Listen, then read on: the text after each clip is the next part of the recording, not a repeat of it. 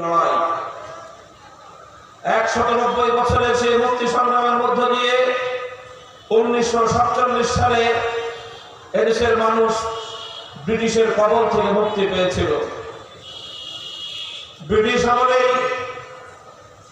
বিংশ শতকের গোড়ার দিকে বাংলাদেশের মানুষ তৎকালীন অবিভক্ত এই বঙ্গ জনপদের পূর্ববঙ্গের মুসলমানেরা স্বতন্ত্র জাতিসত্তা গঠন করার লক্ষ্যে এই অঞ্চলের মুসলমানদের জীবনযাত্রার মান উন্নয়নের লক্ষ্যে পশ্চিমবঙ্গের দাদাবাবুদের আধিপত্যবাদের বিরুদ্ধে লড়াই করে বঙ্গভঙ্গের মধ্য দিয়ে ঢাকাকে কেন্দ্র করে পূর্ববঙ্গের মুসলমান জাতিসত্তার উন্নয়ন ঘটিয়েছিল এবং তাদের উত্থান ঘটেছিল।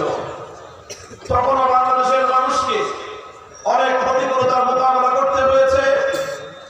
দাদা রবীন্দ্রনাথ বাবু ঠাকুরদের নেতৃত্বে এই মুসলমানদের অগ্রযাত্রাকে রুখে দেওয়ার জন্য, পূর্ববঙ্গের মুসলিম জাতিসত্তার উন্মেষকে ঠেকিয়ে দেওয়ার জন্য, পূর্ববঙ্গের রাজধানী ঢাকা এবং ঢাকা বিশ্ববিদ্যালয় প্রতিষ্ঠার বিরুদ্ধে ষড়যন্ত্র করতে গিয়ে রবীন্দ্রবাবুরা সহিংস বঙ্গভঙ্গ আন্দোলন করে মুসলমানদের এই বাংলার মুসলমানদের উন্মেষ এবং তাদের উত্থানকে ঠেকিয়ে রাখার চেষ্টা করেছিল।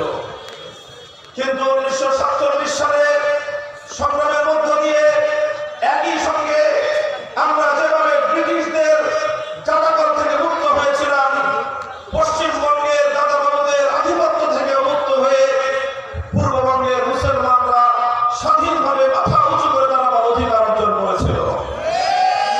১৯৪৭ সালে লাহোর প্রস্তাবের ভিত্তিতে বাংলাদেশের অবিসংবাদিত রাজনৈতিক নেতা শেরে বাংলা একে ফজলুল হকের উত্থাপিত লাহোর প্রস্তাব অনুযায়ী ভারতবর্ষের সংখ্যাগরিষ্ঠ মুসলিম প্রধান এলাকাগুলোতে স্বতন্ত্র মুসলিম রাষ্ট্র গঠিত হওয়ার প্রস্তাব ছিল। পরবর্তীতে সেই প্রস্তাবকে বিকৃত করে অভিন্ন একটি পাকিস্তান রাষ্ট্র গঠন করার মধ্য দিয়ে বাংলাদেশের মানুষের অধিকার আদায়ের ক্ষেত্রে একটি প্রতিবন্ধকতা তৈরি করা হয়েছিল। দীর্ঘ ২৪ বছরের বৈষম্যের বিরুদ্ধে লড়াইয়ের মধ্য দিয়ে পশ্চিম পাকিস্তানি খান পাঠানদের প্রভুত্বের কবর রচনা করে ১৯৭১-এর মুক্তিযুদ্ধের মধ্য দিয়ে পৃথিবীর মানচিত্রে বাংলাদেশ নামক একটি স্বাধীন রাষ্ট্রের অভ্যুদয় হয়। পৃথিবীর আকাশে ওড়ে লাল সবুজের এই স্বাধীন পতাকা। আমি বলতে চাই, এই বাংলাদেশকে বিশ্ব দরবারে স্বকীয় পরিচয় নিয়ে মাথা তুলে দাঁড়ানোর জন্য এভাবে তিনটি আধিপত্যবাদের বিরুদ্ধে লড়তে হয়েছে। আধিপত্যবাদী সাম্রাজ্যবাদী ব্রিটিশের বিরুদ্ধে লড়তে হয়েছে। আধিপত্যবাদী হিন্দুত্ববাদী পশ্চিমবঙ্গের দাদাবাবুদের আধিপত্যবাদী মনোভাবের বিরুদ্ধে লড়তে হয়েছে। পশ্চিম পাকিস্তানি খান পাঠানদের প্রভুত্বের বিরুদ্ধে লড়তে হয়েছে। প্রতিটি আধিপত্যবাদী জালিম শক্তিকে পরাস্ত করে বাংলার মানুষ তার স্বাধীনতা অর্জন করেছে।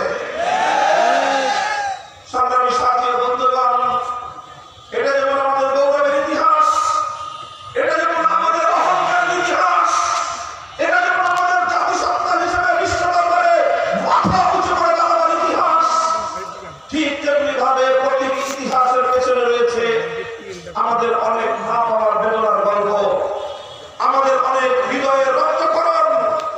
প্রতিটি সংগ্রামে